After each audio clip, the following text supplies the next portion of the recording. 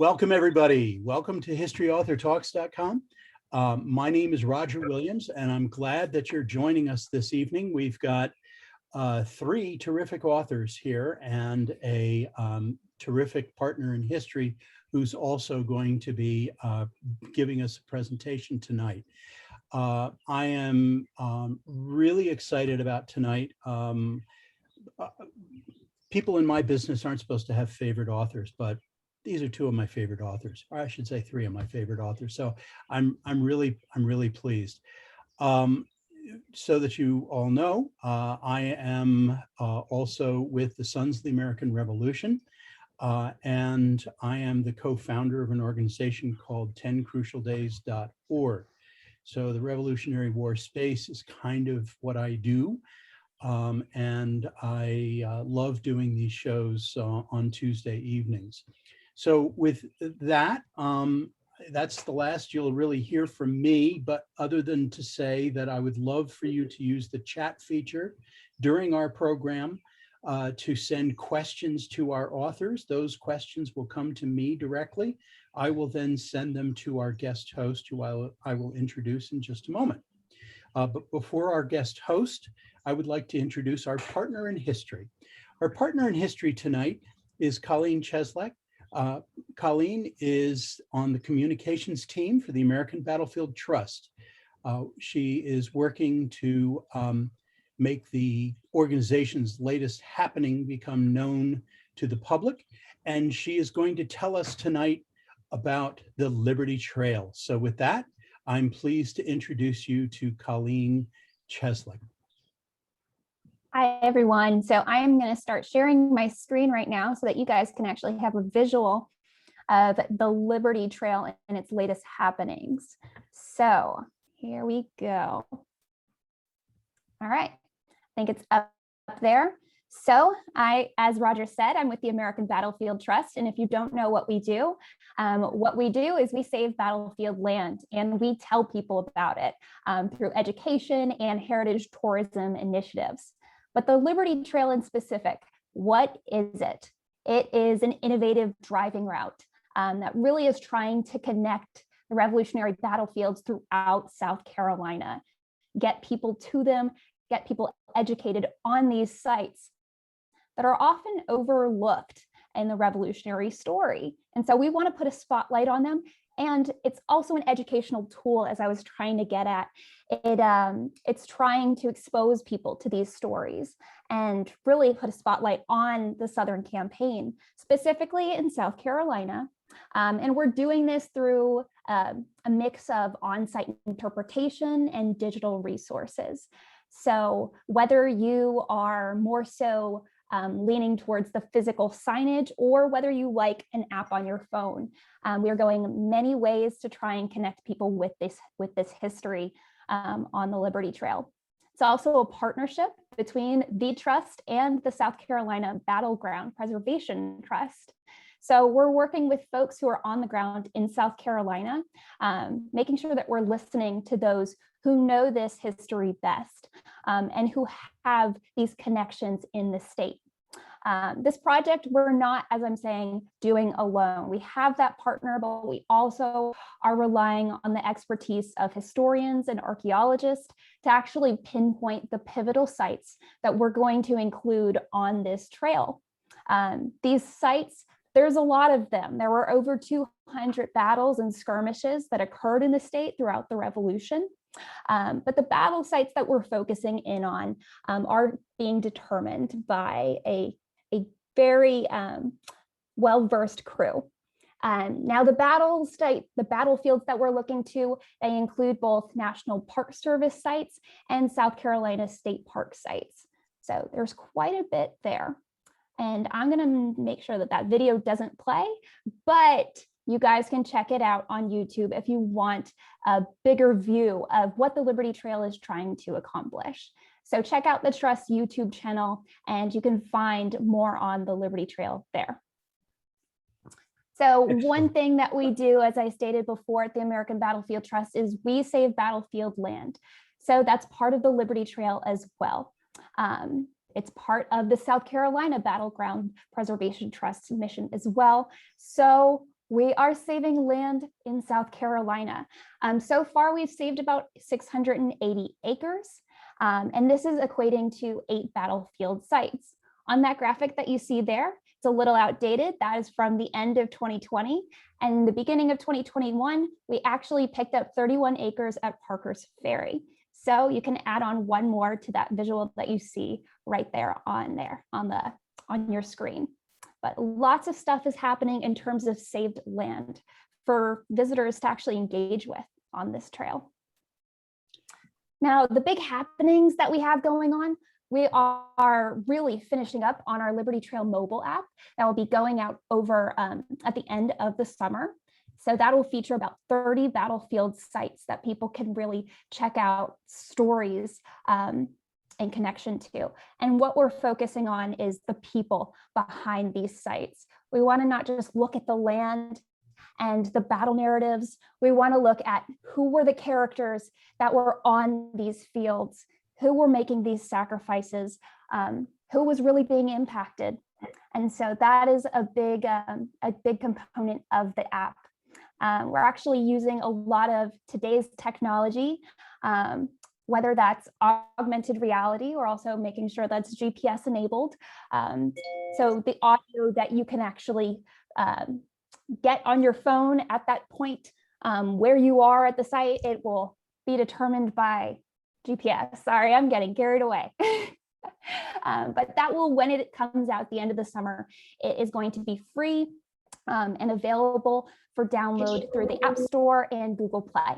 We've also got the first round of interpretation, physical signage going into the ground at a slew of sites from Camden, Fort Fairlawn, Waxhaws, Utah Springs, and Hanging Rock. So those are the sites that we're going to start having this signage appear at first. And that's in our initial phase of the Liberty Trail. There are multiple phases, but we're right now entering into phase 1. Other happenings, we also have a Liberty Trail exhibit that will be featured in the Camden Visitor Center. So that is going to open this year. So that's another place that you will see our latest and greatest Liberty Trail happenings. We collaborated with Cowpens 96 and Kings Mountain NPS sites to showcase our latest Revolutionary War big video. And that's the Southern Campaign animated map. So you can see that actually as that middle graphic on your screen. It is really great, also featured on the Trust's YouTube channel, so definitely check that out. And the latest thing that I wanted to update you guys on is we are soon going to learn what exactly was found of the archaeology that was conducted at Charleston's Marion Square. And that was all the way back in February 2019. But as we all know, 2020 kind of put a pause on certain things. And so now we're coming back to this and we're going to see what we actually learned from the archaeology that some folks at Charleston, the university there, it's escaping my mind, but the University in Charleston, they actually did a lot of this archaeology work themselves and to help find the exact footprint of the hornwork, that fortification that played a role during the Revolution. But it is going to be exciting to hear exactly what they found and how that can contribute to the Liberty Trail. The Liberty Trail is actually going to have its start in Charleston, right in Marion Square. So it's actually quite fitting for what we're trying to accomplish. But that is pretty much the latest and greatest from the Liberty Trail. And I hope that you guys keep an eye out for it. And we're excited to share more as we know more. All right, well, stop my share. Thank you very much. Thank you, Colleen. Yes, I was actually down in Charleston when the College of Charleston was doing some of that archaeology. I stayed in the hotel right there on Marion Square. So it's very exciting to see this come to life. As we are going to see from this evening's program, that everything Colleen just talked to you about is really apropos to our guests tonight, because what the highlights that they're going to tell you about as far as their work is concerned is covered in everything that the American Battlefield Trust is doing with the Liberty Trail. So it's a perfect partnership for this evening. So with that, I'd now like to introduce you to our guest host. And I'm very pleased to introduce you to Glenn Williams. No relation, but he certainly is a good friend. Glenn is a retired U.S. Army officer and now military historian. He's the senior historian at the U.S. Army Center for Military History and has been a historian with the American Battlefield Protection Program. Glenn is himself an author, first of a book called The Year of the Hangman, George Washington's Campaign Against the Iroquois, and then Dunmore's War, the last conflict of America's colonial era. So with that, I am very pleased now to introduce you to our guest host, Dr. Glenn Williams. Thank you, Roger, and good evening, everybody. I would guess we're going to start off by introducing Al Zambone. I met Al a few years ago. I think it was at the Historical Society of Virginia, if I'm not mistaken. And he is a very good historian. He's the author of the award-winning book, Daniel Morgan, A Revolutionary Life. And he is the host of a popular audience podcast called Historically Thinking. He has received a number of scholarships, fellowships, and other awards, including the prestigious Rockefeller Fellowship at the Colonial Williamsburg Foundation. And he earned his doctorate degree in modern history from the University of Oxford, and his master's degree in medieval studies from the Catholic University of America, and his Bachelor of Arts degree in history. So without any further delay, take it away, Al.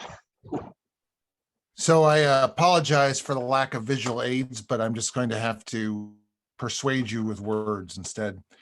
I want to give you an idea of Oregon before John Ferling's book takes place. I don't want to talk about cowpens. John will do that, and I can chime in later. But I want to talk about is Morgan up to the Battle of Camden and how, to my mind, became Morgan. I should first talk about why this book and why the book. And there was, I had read Don Higginbotham's biography of Morgan when I was about 10. My aunt bought it for me at Valley Forge, where I used to always want to go as growing up near Philadelphia. And lo and behold, many decades later, Roger Williams sent me a text asking me if I wanted to write a biography of Daniel Morgan. He did not know how deep that seed had been planted so many years before. And of course, I said yes.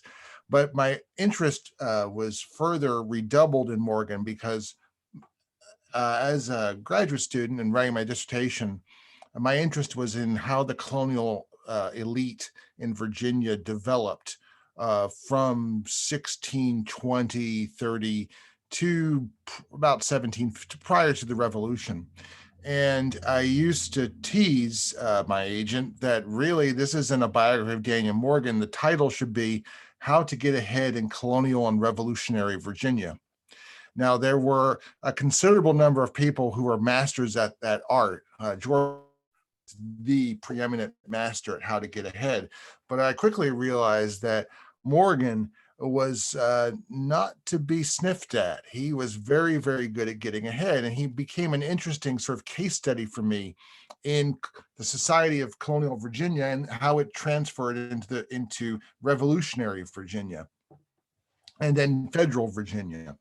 But then as I read further into Morgan and looked back at Higginbotham, but then started reading into Graham's original biography of Morgan, which was based on now lost notes from Morgan's friend and the Reverend Williams, I started to realize that there's some really, as a biographical subject, Morgan was really interesting. And I'm afraid as I look back at the biography, I didn't emphasize this with enough.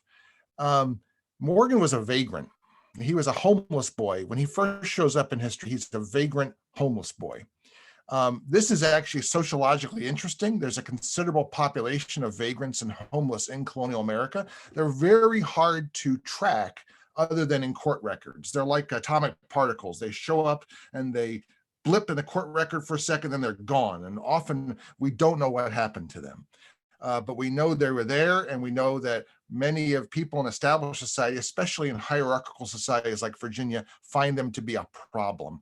But Morgan is that little blip, that vagrant who stays. And we know what happens with the rest of his life. We can't assume he's representative, but he's interesting because he begins life the way that 10, maybe as much as 20% of a colonial society began at one time or the other, if we include all the Scots-Irish who sort of wander and squat on people's land. He's one of those people.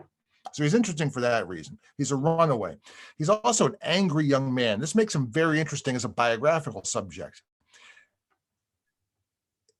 Consider this. He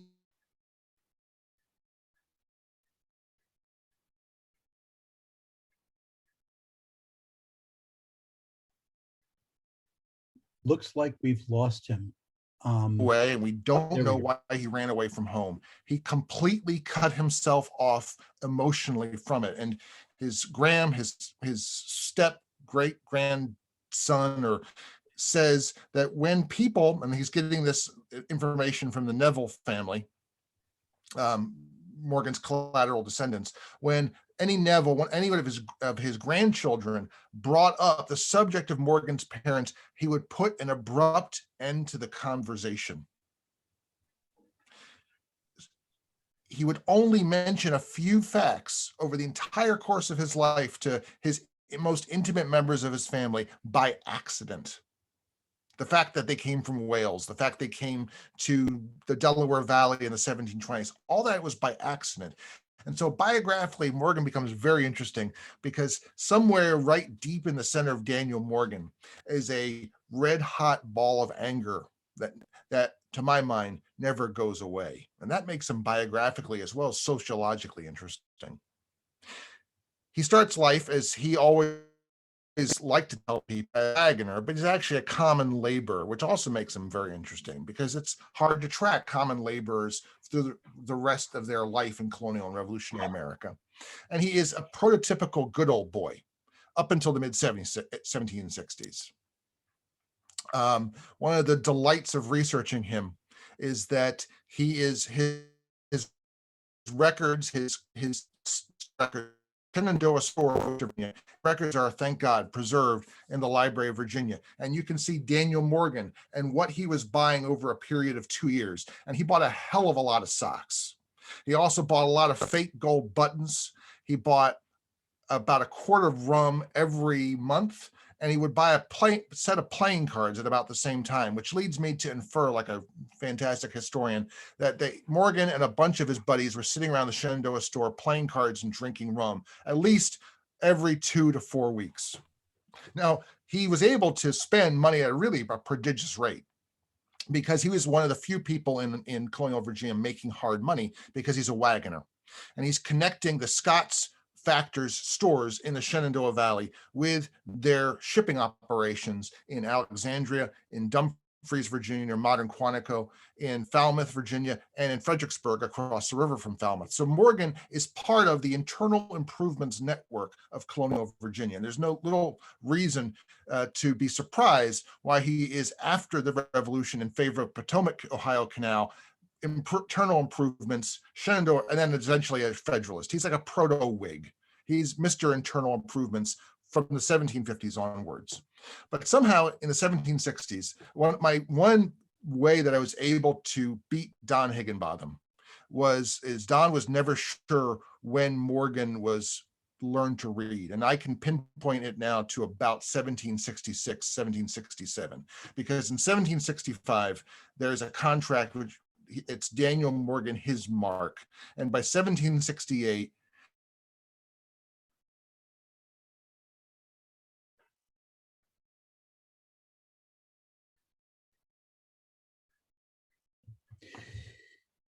Glenn, let's, there we go. Al, you're cutting in and out, and I think we should see if we can wrap it up here so that we can, because it's getting a little fragmented. Okay. So essentially, by the time of the revolution, Morgan is an aspirant gentleman. He has a number of suits. He is a captain in the militia, and he's transformed himself from a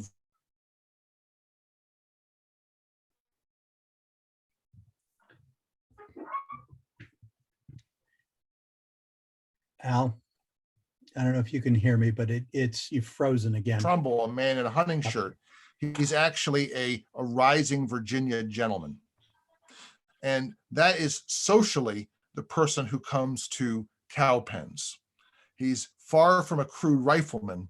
He is a Virginia gentleman on the make. We can talk about later on about his tactical innovations and who he was as a tactical leader, but I'll put it over to Glenn. Okay, great. Thanks, Al. Okay, Glenn, back to you. Okay, it is now my pleasure to introduce Dr. John Ferling, Professor Emeritus of History at the University of West Georgia. He is the author of many books. I bet most of us have read at least some of them on this list about the Revolution, including The Ascent of George Washington, Almost a Miracle, A Leap in the Dark, Whirlwind, which was a finalist for the 2015 Perkins Book Prize, and most recently, Apostles of Revolution. He and his wife, Carol, live near Atlanta. Thank you, Glenn, and thank everybody for having me tonight. Many years ago, I wrote a biography of Washington, and I got interested in several aspects of Washington's career, but I think one of the things that really intrigued me the most was the 4 years of the Revolutionary War after Saratoga, or after Brandywine and Germantown, as far as Washington, and Valley Forge, as far as Washington was concerned. And so back then I thought, well, my next book is going to be on the 4 years after Saratoga. And I got sidetracked. I think it was John Adams that sidetracked me. I got interested in him too when I was working on Washington. And so I went off to research Adams, and then kept going to other things and other things. And many years passed, and finally, is beginning in January of 2017, I did turn to this period after Saratoga. Back when I thought about doing the book many years ago, I was going to call it The Forgotten Years of the Revolutionary War. In fact, I subtitle my book, Winning Independence, The Decisive Years of the Revolutionary War, not the Forgotten Years. They really aren't forgotten at all, but I think they tend to be overlooked. And it's perhaps because a great many people think, after reading virtually every textbook that says Saratoga was the turning point of the war, that a great many people think, well, then the American victory must have been inevitable after Saratoga. And I felt that was hardly the case. In fact, there's 4 really tough years of war to go after Saratoga. And the outcome of the war was undecided, literally, until right down at the very end. It's unlike World War II, for example, where I think the outcome of the war was pretty much determined about 3 years before the war ended. It was more like the Civil War or World War I, where it was a long war, and the outcome was anybody's guess until the last few months. And in the case of the Revolutionary War, the outcome wasn't known literally until the 2 Allied armies and the French fleet under de Grasse arrive in the Chesapeake, and they bottle up Cornwallis's army at Yorktown. I mean, so many things could have gone wrong in that campaign. I mean, imagine trying to communicate as they did. It took days or weeks for letters to get where they were going, if they got there at all. And here was Rochambeau in Rhode Island writing to DeGrasse down in the Caribbean and saying, well, let's try to rendezvous in the Chesapeake toward the end of the summer, and not hearing from one another for a very long time. And in fact, even after Rochambeau's army linked up with Washington's army at Dobbs Ferry above Manhattan in July of 1781, neither Washington nor Rochambeau really knew exactly where DeGrasse was coming. It could be to New York, or it could be to the Chesapeake. So this thing goes on for a very long time. And one of the things that I wanted to do with this book was to inform readers that while Saratoga is certainly an important event, I don't mean to belittle it. It did bring France into the war, and without France being in the war, the United States simply never could have gotten its independence. But this war still had to be won, and deep into 1780, the Americans were losing battle after battle after battle down in the Southern Theater. When Horatio Gates was defeated at Camden in August of 1780, that was the fourth American army that had been utterly destroyed in the Southern Theater in a 20-month period. Two armies had been destroyed in engagements at Savannah, and Charleston had fallen in May of 1780, and an American army of 5,000 people were surrendered, and then came Camden, and in the very month of Camden, Washington wrote a letter to Joseph Reed, who was the chief executive in Pennsylvania, and Washington said, "I have almost ceased to hope." So here he is, almost 3 years after Saratoga, wondering whether independence can in fact be won. And in that same month, I find it in some ways even more persuasive than what Washington said.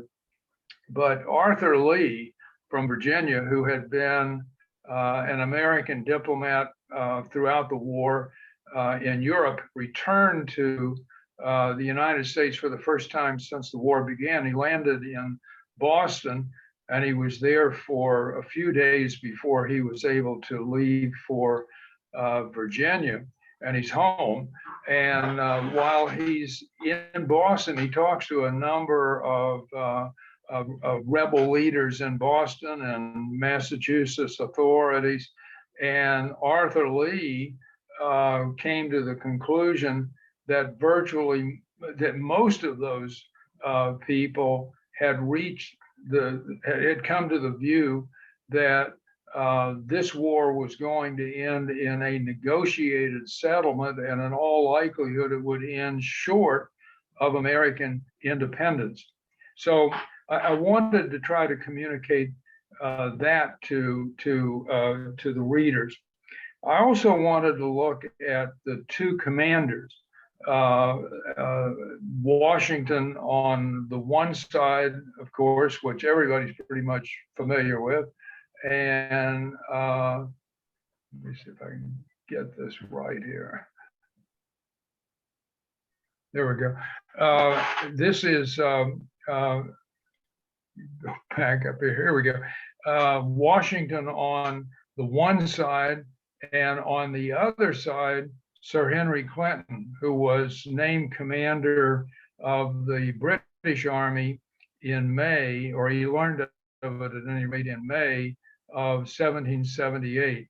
And one of the two, Washington, of course, comes out of the war as an icon, and Clinton comes out of the war being scapegoated by people in England as a culprit who was largely responsible for losing the war. He was branded as being indecisive and inactive and refused to take risks and whatever.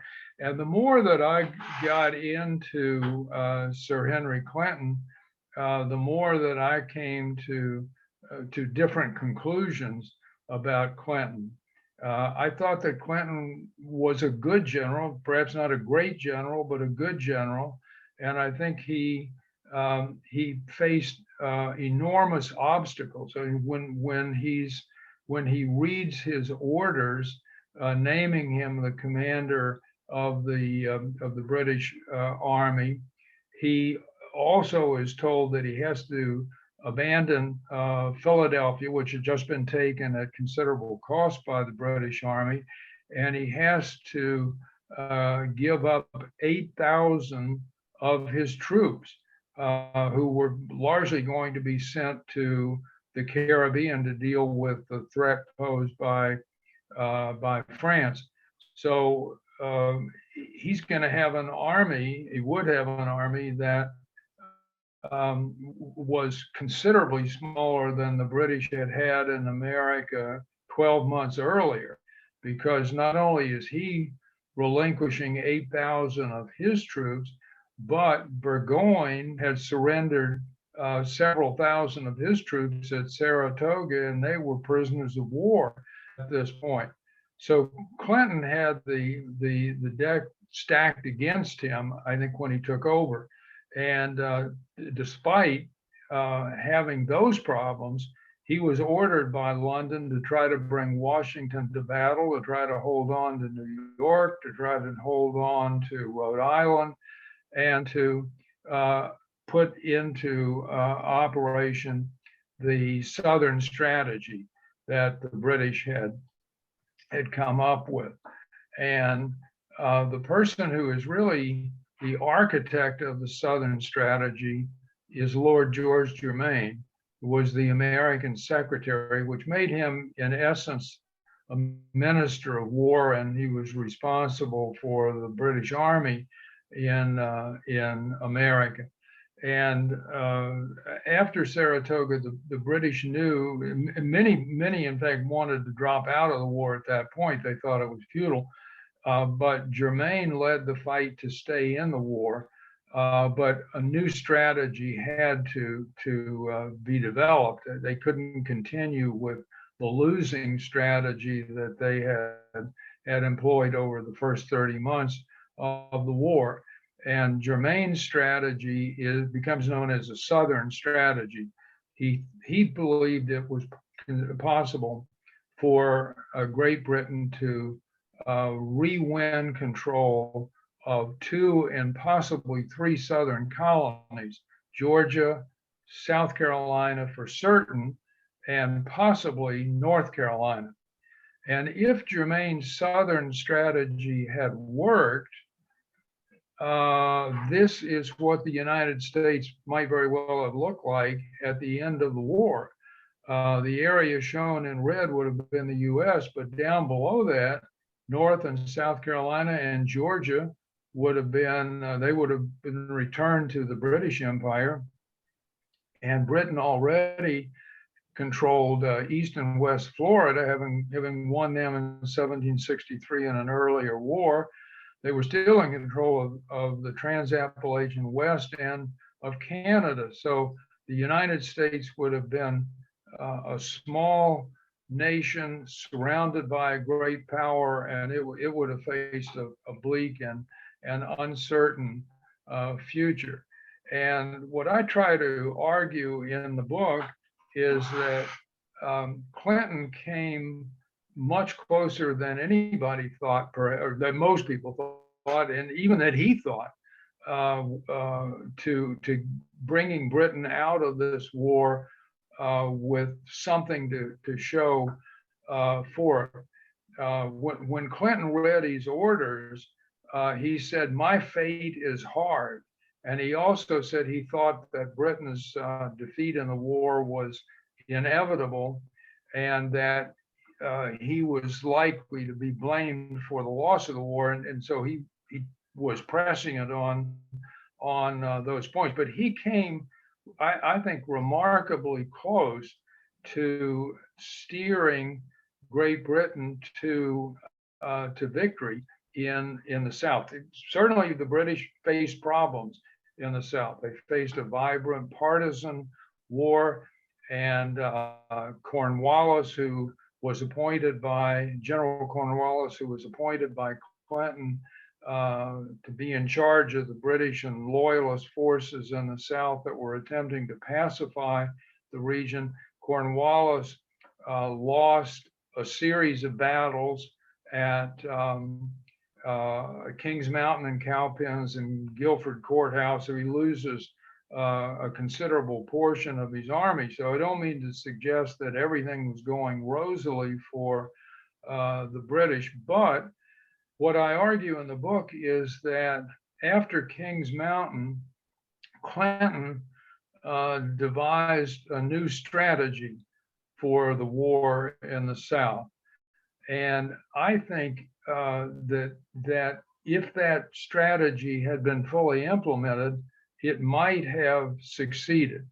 His strategy was based on the assumption that the partisans and rebel armies that were sent to the South were sustained by supplies that were funneled into the South from up north. The United States was getting most of its munitions and arms from abroad.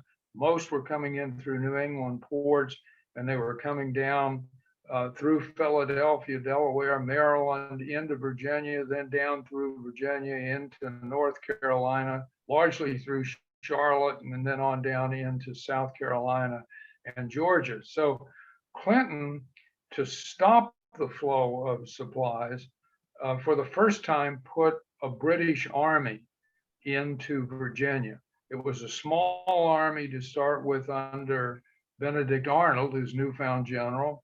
But then thinking that Arnold's army was too small and vulnerable, he sent a much larger army under General William Phillips into Virginia in March of 1781, and eventually added manpower to Phillips's army so that there were about 6,000 British troops in Virginia in the spring of 1781. And they were to interdict the flow of supplies to the lower South, destroy supply depots, rebel supply depots in Virginia, and their mere presence in Virginia was designed to keep Virginia's militia at home and to keep them from joining with rebel armies and partisans down south, further south. And while this was going on in Virginia, Clinton's plan was for Cornwallis to remain in South Carolina. Cornwallis now should have had an easier go of it because the rebels were going to be starved into submission if Clinton's plan worked. And it was a feasible plan, I think. All along in 1781, Clinton, and I think I could say the same thing for Washington and Lafayette and Rochambeau and everybody else who's involved in this, all felt that 1781 was going to be the last year of the war. They felt that way in part because the American economy had collapsed, American morale was sagging, and no one thought that America could remain in the war much longer. But also, British intelligence and some American officials, such as John Adams in Europe, were telling Congress the same thing, But British intelligence was telling Clinton that France would not stay in the war much longer if it didn't accomplish something. It had been in the war since 1778 and had not accomplished a single thing. The American Continental Army hadn't won a substantive victory since Saratoga either, certainly not down south. And so Clinton felt that 1781 was going to be the final year of the war, and he believed that the Allies would have to make a strike, or launch a campaign somewhere to score that decisive victory. And it could be New York, it could be the Chesapeake. And all signs, as far as Clinton was concerned, intelligence signs, what he knew from over the years, again reported by intelligence about Washington's obsession with New York and whatever, was that the Allies would go after New York. And so part of Clinton's strategy was that while he put the army, large army, into Virginia, he had no intention of leaving it in Virginia. He was going to extricate all but 2,000 British soldiers from Virginia during the summer, bring them to New York to meet this campaign that he expected the Allies to carry out in New York. So I think it was a good plan by Clinton, and it may have succeeded. It was undermined in part by Cornwallis, who, against every order that he had ever been given, abandoned South Carolina in April of 1781 and marches to Virginia. There was no reason for him to do that, and it made a shambles of Clinton's plan for holding on to the lower low country in the South. But also Lord Germain, that we saw earlier, threw a monkey wrench into Clinton's plans, because Clinton did start to extricate that army from Virginia. In June of 1781, he sent orders to Cornwallis in Virginia, telling him to send 3,000 men and artillery to New York. And for once, Cornwallis obeyed his orders, and he was actually loading his troops on transports in Portsmouth to send them to New York when he received fresh orders from Clinton countermanding the previous orders. And instead, Clinton said, keep all of your men in Virginia and take up a defensive position somewhere on what he called the Williamsburg Neck. I mean, it was pretty clear he was pointing to of someplace like Yorktown. Why did Clinton do that? Because between the two orders that he sent to Cornwallis, he heard from Lord Germain. Germain wrote him and said, I don't want, and the king does not want you to remove one single British soldier from Virginia. And Cornwallis went on with just completely myopic interpretation of the situation in America. The war is almost over. A little pressure can lead us to take Virginia as well as the three other southern states.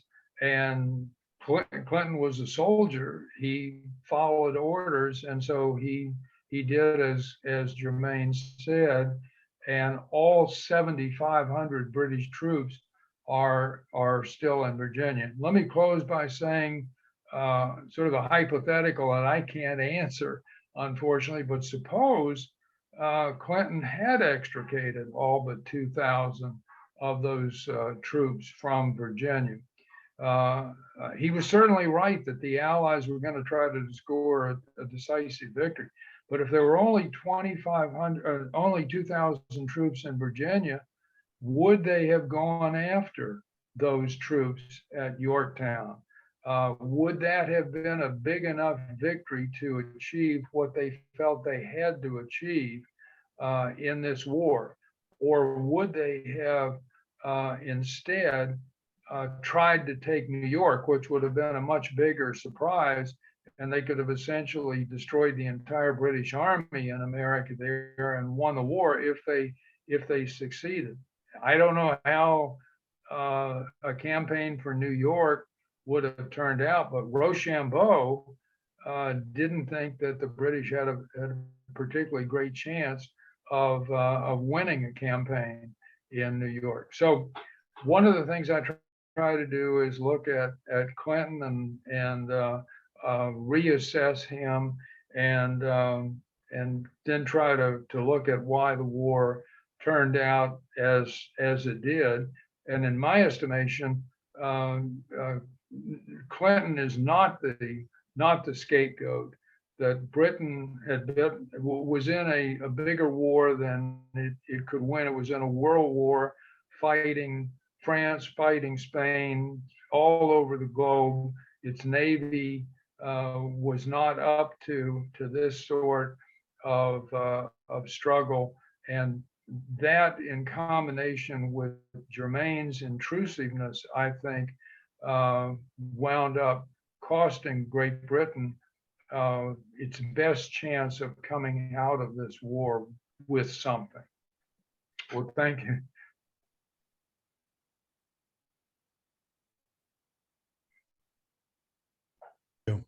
Glenn, over to you. Oh, you're muted. You find your mute button.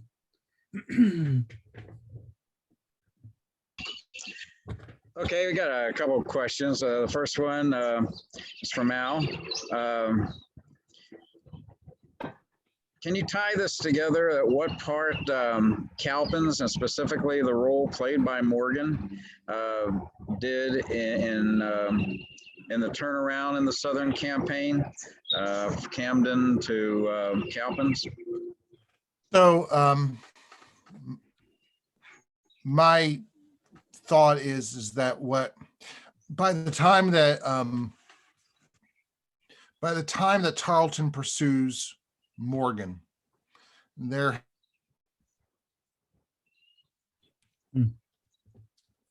losing by regular and militia troops across the back country of South Carolina. Al, you want to try that again? We kind of missed you. By the time Morgan moves into the backcountry, there have already been about 3 to 4 months of continual movements of regulars and militia across the backcountry.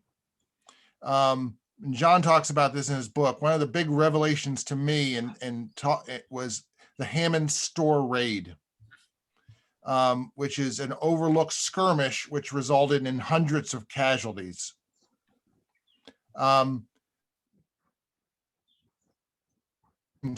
Towards 96, that makes Cornwallis send Tarleton after Morgan because he's frightened for 96. He's frightened that Morgan might even go into the backcountry of Georgia. Morgan's victory, I think, fulfills an idea that Greene has had strategically since 1778, that the British, I think he says this in a memo to Washington, are like a plowing the ocean. They move and the ocean closes behind them. And essentially what Greene does is he prevents there from being any further backcountry loyalist insurgency or even a backcountry loyalist establishment.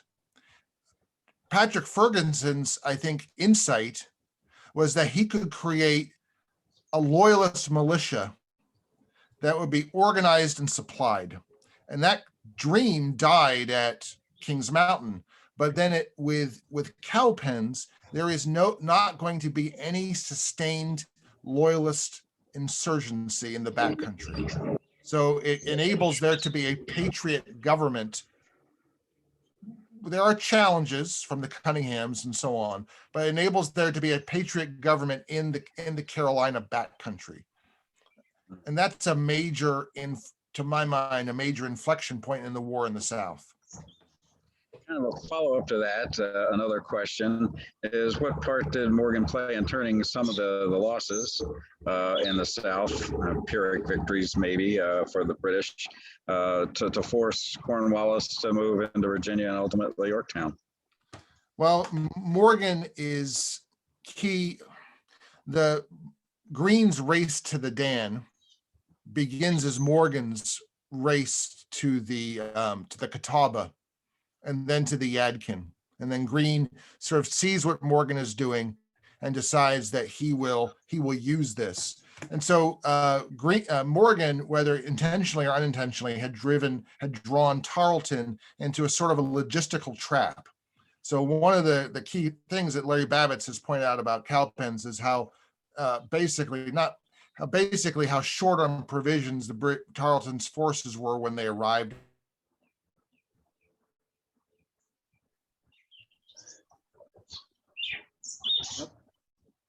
Lost him again. Lost again. We go to the next Yeah, let's question, go to a or we'll question see if he for comes John. back. John, we'll let you start on this one, but oh, wait a minute, there he is. So that Greene and Morgan and then Greene lead Cornwallis into a sort of second logistical trap in Western North Carolina. And of course, we could debate what Morgan and Greene thought, whether or not they were having an argument together as the army retreated north to the Yadkin and to Guilford Courthouse before Morgan leaves the army. But then Yeah, I think we're going to have to, Al, we're going to have to switch to John here. Go ahead, Glenn. Okay, John, we have a question that you can start with, and maybe if Al wants to add something. A self-proclaimed novice historian asks that someone asked him this question. It was said that the southern aspect of the war was a hindrance to winning the war. Can you address that question, please? I didn't understand what was supposedly the hindrance to the war. The southern aspect of the war was a hindrance to winning the war. Oh, well, no, I think the war was won by the Americans and by the Allies in the South. So I don't see it as a hindrance. Washington was a long time coming around to understanding the situation in the South. I think through much of 1778, Savannah's taken in December of 1778 through an expedition that Clinton sent there. And Washington dismisses it as sort of a sideshow and nothing of consequence and whatever. But clearly, I don't think the British had any other choice but to go in to develop a new strategy, and the strategy that they came up with was probably the most logical strategy that they could have devised. So I don't see the war in the South as a hindrance to the Allies at all. So Anything to add, Al? Yeah, I don't either. Following the French entry into the war, what's Britain trying to do? It's trying to keep its Caribbean possessions. What does South Carolina do? It sends.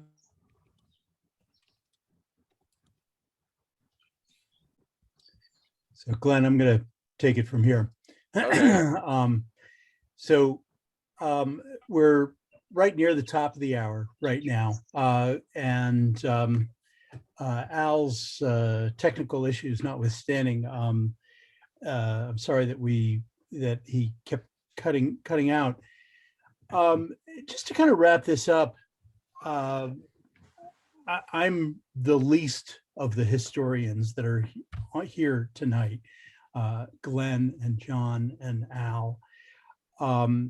But for those of you who are not familiar with the Southern Campaign, for somebody like me, whose ancestor was a Green Mountain boy up in Vermont, and I spent a lot of my time on the Trenton and Princeton campaigns, the 10 crucial days in the Middle Atlantic.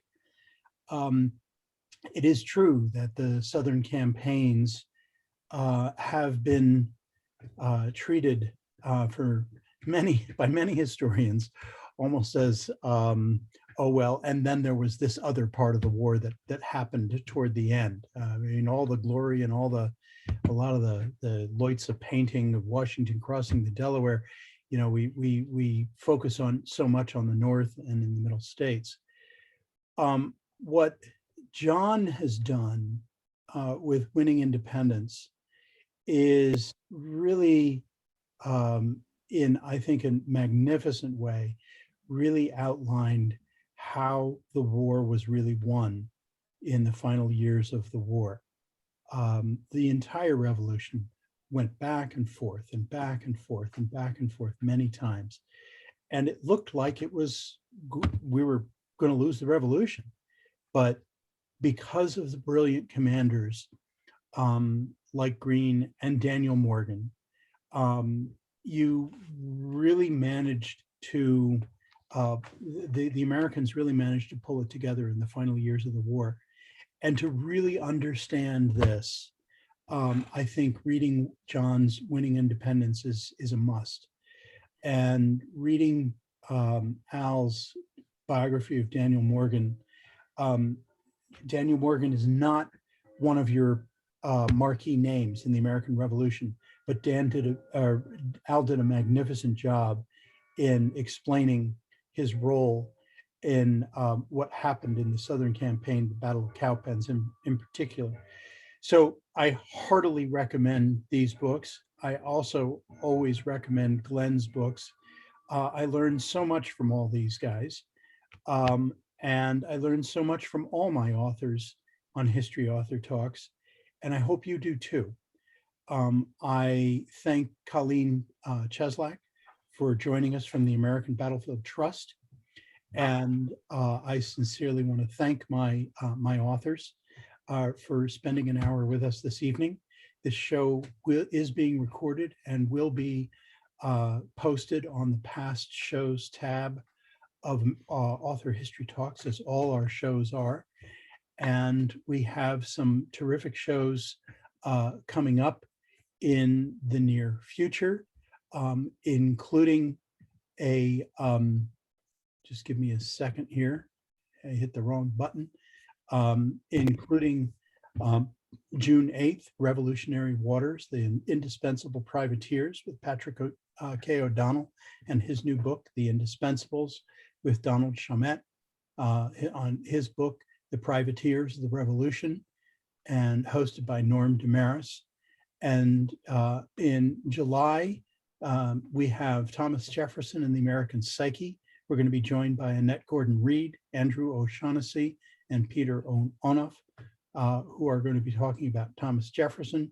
I also have another show with Jerry Hurwitz, who's going to be talking about the Fort Griswold. David Price is going to be talking about the Battle of Assunpink Creek. So we've got some terrific shows coming.